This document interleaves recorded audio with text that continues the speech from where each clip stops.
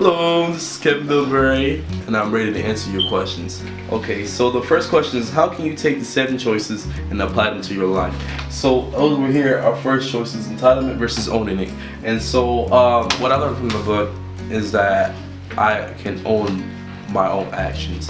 And now, basically what I used to do when I was in grade school, I used to own anything. I used to always blame myself. I used to blame myself, but I used to blame others for my actions rather than taking my own accountability. Every time my sister and I, we would break plates or so, I would blame her. I always put the blame on her. So what I can do is that I can be able to own up and confess to my own actions. From being responsible, talking about how I don't get up in time, how I can not turn in my homework by owning and stuff, and really taking credibility. And our second choice is indifferent versus purpose. Now, purpose, I learned inside the book that because of John O'Lear, excuse my pronunciation, he learned that ever since his incident, it gave him his own purpose, and he went through his own learning experience. And so as I struggle a little bit in life. You know, time management is one of the big key. I mean, my mom always told me that.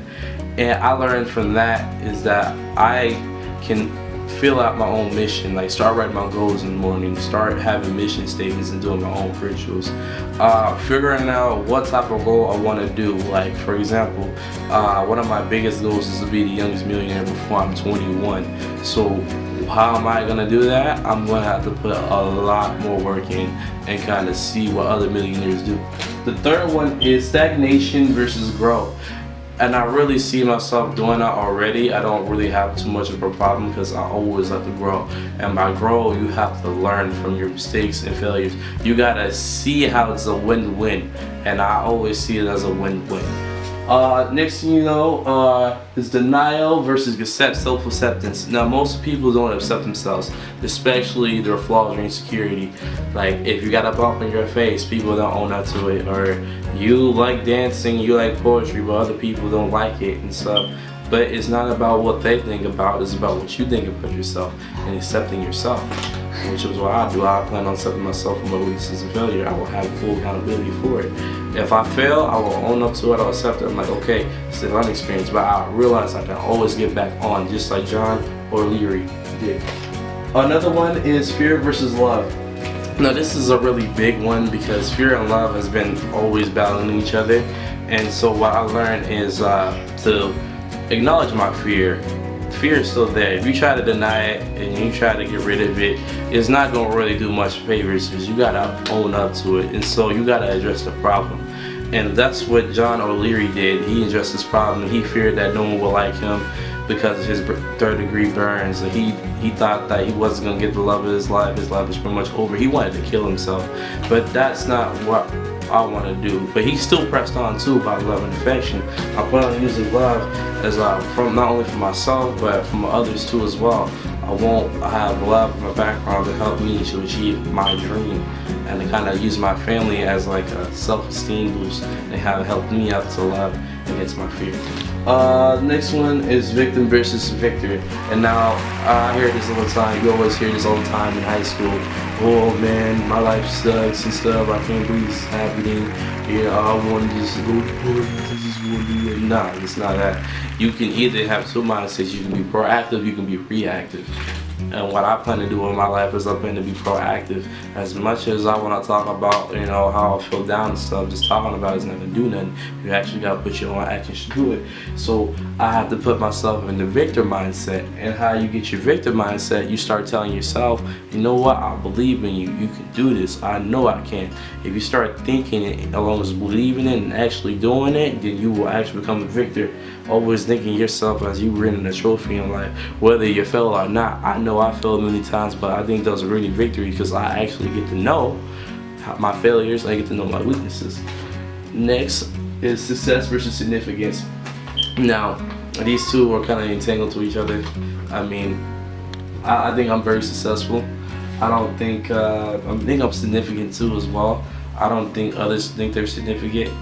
I don't really see too much of a problem. I think success is more or how can I have more success, is I start planning. Like, one of my weaknesses, my biggest weaknesses, is time management, and I don't control my time as much.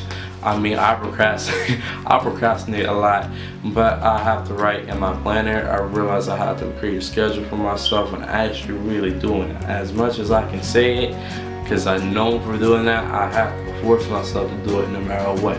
Especially on papers. You hear that, papers too. Alright, next is, or the second part is significance, and knowing who you are, and actually knowing that you have a mission. Like, if you have a dream and you realize you have a dream, go chase your dream, because you're important. We're not on this earth for any other reason. We're on this earth because God has fulfilled a purpose, and that's what I believe in myself. After that, what might get in my way? I always thought about time management and being unfocused. I mean, I get distracted sometimes. Yeah, I get distracted sometimes easily. I get distracted from technology sometimes, but I always try to zap my side of it. I literally put myself on groundation, as in not having a Snapchat for a whole week. Snapchat is addicting, and especially its filters. You cannot tell me the filters are not addicting, because I know. So I purposely put myself in a whole week. I'm not using Snapchat, not using technology, to see how much I can progress. Even now, I don't have a cell phone, and I'm doing way better. My social skills has came up. My communication has gotten even better, even though it's already good. I'm learning more, and I'm actually learning to be more in the moment instead of just thinking of the future all the time, and those is what might get in my way. What's your next step towards leading a radically inspired life, and which step is the most important to you? All these are important, because without the other, they won't backbone each other.